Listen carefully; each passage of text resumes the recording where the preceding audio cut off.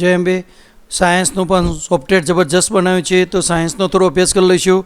માની લો કે 11 સાયન્સમાં જેવું જોવા મળશે તેવું જ 12 સાયન્સમાં જોવા મળશે, તો એક ધોરણનો અભ્યાસ કરી લઈએ.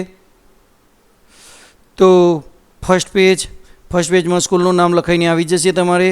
અહીંયા વિદ્યાર્થીઓના નામ માની લો કે અહીંયા 3 વિદ્યાર્થીઓના નામ લખેલા છે. અહીંયા સબ્જેક્ટ બતાવ્યા છે. અહીંયા શિક્ષકોના નામ લખી દો. આટલા વિષયો કોમન જ છે, એટલે કંઈ ફેર કરવાની જરૂર નથી. અહીંયા આગળ વિષયો આ છૂટા પડી જશે. અહીંયા માની લો કે તમને એક પ્રશ્ન હોય કે સાહેબ અમારે એકલું જીવ વિજ્ઞાન છે, કદાચ એવું પણ બને, તો અહીંયા તમે બદલી શકો. તો એ બધું આગળ બદલવાનું આવશે. તો અહીંયા સૌથી જબરજસ્ત મહેનત. માની લો કે વેદ વિદ્યાર્થી છે, એ ગ્રુપનો વિદ્યાર્થી છે, તો અહીંયા એ ગ્રુપ સિલેક્ટ કરતાની સાથે જ એનો વિષય પસંદગી થઈ જશે. ગણિત થઈ ગઈ. આ જે વિદ્યાર્થી છે એ માની લો કે એ પણ એ ગ્રુપવાળો છે, તો એ ગણિત થઈ ગયું.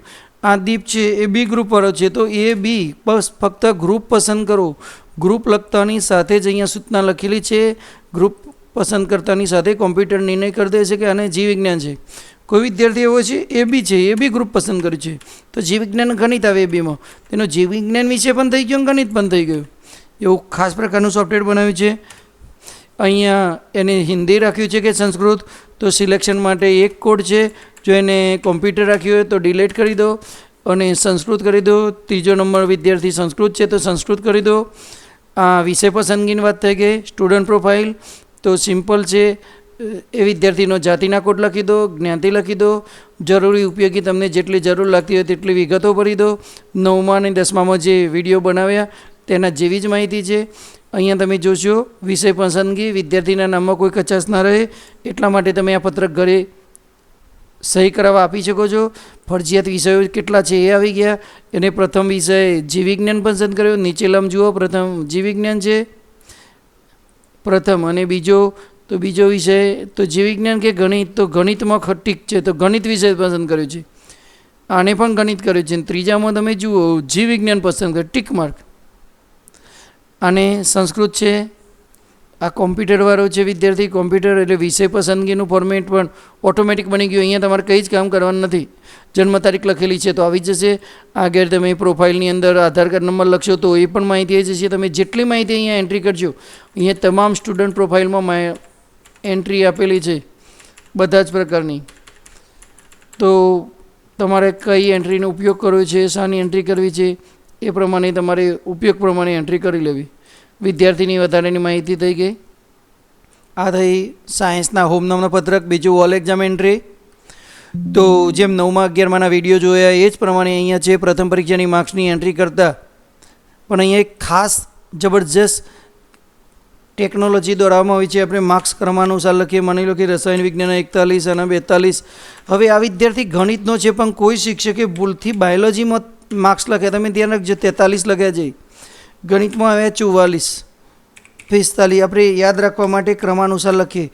જબરજસ્ત ટેકનોલોજી એવી બનાવી છે કે શિક્ષક કદાચ માર્ક્સ એન્ટ્રી કરતો ભૂલ થઈ જશે તો પણ આ વિષયના માર્ક્સની ગણતરી પણ નહીં આવે ને પ્રિન્ટમાં પણ નહીં આવે. એવું ખાસ પ્રકારની સૌથી વધુમાં વધુ મહેનત સાયન્સમાં કરી છે. અહીં રિઝલ્ટ તો બની ગયું, પણ એના બાજુના પત્રકમાં આપણે જોવા જઈશું, ખાસ જોઈશું. ગણિતનો વિષય છે, આ 43 માર્ક્સ ન આવવા જોઈએ. તમે જુઓ અહીંયા 41, 42 જીવ વિજ્ઞાનમાં ટીચરની ભૂલના કારણે ટીચરે લખ્યા હતા, આવ્યા પણ નહીં અને ટોટલમાં પણ ગણતરીમાં ના આવ્યા. તમે જોઈશો 218 જ ટોટલ છે. 218 ટોટલ છે. આ 218 ટોટલ છે. ડિલીટ કરો તો પણ 218 ટોટલ, ઉમેરો તો પણ 218 ટોટલ. ટૂંકમાં એ ગણતરીમાં આવતા નથી. આવું ખાસ પ્રકારનું બનાવે છે. એવું જ આપણે બાયોલોજીમાં જોઈ લઈશું. ફરતી 41, 42, 43, 44, 45 સેમ ટુ. તમે અહીંયા જોઈ શકો છો કે અહીંયા શું પ્રોબ્લેમ થયો. આ જીવ વિજ્ઞાનનો વિદ્યાર્થી, તો જીવ વિજ્ઞાનના તો આવે જ, પણ ગણિતમાં કોઈ ટીચરે લખી દીધા 44. તો તમે જોશો પત્રકમાં જોવા જઈશું તો ગણિતના ગાયબ થઈ જશે અને કોઈ જગ્યાએ ટોટલમાં ગણતરી થયા નથી. તો આનું 218 ટોટલ થયું, આનું 217 થયું. આના જીવ વિજ્ઞાનના નથી ગણાયા, આના ગણિતના નથી ગણાયા. પાસ નપાસ નંબર નીકળી ગયા. તમે જોઈ શકો છો સરળતાથી.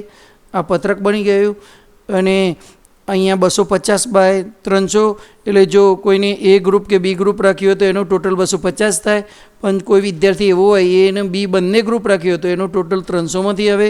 એ બંને ધ્યાન રાખવામાં આવે છે. આ વર્ગ શિક્ષકને ઉપયોગી પત્રક બની ગયું. બાળકને આપવાની માર્કશીટ પણ બની ગઈ. જો બાળકે જીવ વિજ્ઞાન નથી રાખ્યું તો એના માર્ક્સમાં ડેશ આવ્યું અને જીવ વિજ્ઞાન ડેશ આવ્યું. અને જો એને ગણિત રાખશે તો ગણિતના માર્ક્સ આવશે. ખાસ ટેકનોલોજી ફક્ત આપણે માર્ક્સ એન્ટ્રી કર્યા પણ તમે જોઈ લો આટલી બધી માહિતી ઓટોમેટિક માર્કશીટમાં ભરાઈ ગઈ.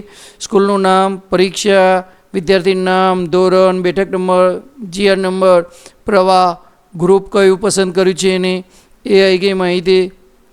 નંબર, પાસ નંબર આપણે એક વિદ્યાર્થીના એક જ બધા એન્ટ્રી કર્યા છે એટલે એક જ વિદ્યાર્થીના અત્યારે બતાવે છે તો તમે જોઈ શકો છો. એ જ રીતે જે આપણે 9-10માં જોયું એવું અહીંયા એક પત્રક વિષય વાઇઝ બની ગયું. વિષય વાઇઝ એક જાતની સ્લીપ બની ગઈ. અહીંયા તમને લાગે કે મારે ભૌતિક વિજ્ઞાનની સ્લીપ જોવી છે તો ભૌતિક વિજ્ઞાનનો કોડ 2 છે તો 2 નંબર દબાવો તો ભૌતિક વિજ્ઞાનની સ્લીપ આપણા હાથમાં આવી ગઈ. અહીંયા તમે જોઈ શકો છો. તો અહીંયા સ્લીપ બની ગઈ. તો એક જ માર્ક્સની એન્ટ્રી કરતાની સાથે વર્ગમાં ભરાઈ શકાય તે માટે વર્ગ શિક્ષકનો ઉપયોગી પ્રથમ પરીક્ષાનું સંગ્રહિત પરિણામ બની ગયું. બાળકને આપી શકાય માર્કશીટ બની ગઈ. દરેક વિષયની વ્યક્તિગત ઉપયોગી વિષયની સ્લીપ બની ગઈ. એ જ રીતે સેકન્ડ એક્ઝામની એન્ટ્રી કરતાની સાથે સેકન્ડ એક્ઝામનું પત્રક બની જશે, સેકન્ડની માર્કશીટ બની જશે. અને સેકન્ડની સ્લીપ સાહેબ ક્યાં બનશે તમને પ્રશ્ન થાય તો અહીંયા ખાસ ટેકનોલોજી રાખી છે. અહીંયા સ્લીપમાં જઈને અહીંયા પ્રશ્ન પૂછ્યો છે તમારે કઈ પરીક્ષાની સ્લીપ જોઈએ છે. અહીંયા પ્રથમ પરીક્ષા માટે 1 કોડ, બીજી પરીક્ષા માટે 2 કોડ. અહીંયા 2 નંબર એન્ટ્રી કરતાની સાથે અહીંના જ દ્વિતીય પરીક્ષાની સ્લીપ બની જશે. ખાસ પ્રકારની ટેકનોલોજી સુવિધા યુઝ કરી છે. એન્યુઅલ એક્ઝામ એ જ રીતે એન્ટ્રી કરવાની છે. પ્રેક્ટિકલ એક્ઝામ, વાર્ષિક પ્રેક્ટિકલ જે પરીક્ષા હોય એના એન્ટ્રી કરી શકો. જો કોમ્પ્યુટર વિષય પણ બાળકે લીધો હોય તો તેની પણ એન્ટ્રી કરી શકો છો. એવું ખાસ પ્રકારનું 11 સાયન્સમાં બનાવ્યું છે. 11 સાયન્સનું જેવું સોફ્ટવેર છે તેવું જ 12 સાયન્સનું બનાવેલું છે. આશા રાખું તમને સમજણ પડી ગઈ હશે. અને ખાસ ધ્યાન રાખો ધોરણ 9માં પીરિયોડિક પરીક્ષા આવે એવી ને એવી ધોરણ 11માં પીરિયોડિક પરીક્ષા આવે એટલે ધોરણ 9માં જેવી પીરિયોડિક હોય તેવી જ 11માં હોય એટલે ધોરણ 9નો ઇન્ટરનલ કેવી રીતે એન્ટ્રી કરવી એ વિડીયો જોઈ લેશો તો 11માની પીરિયોડિકની એન્ટ્રી એ રીતે જ કરવાની છે. અસ્તો, જય હિન્દ, જય ભારત.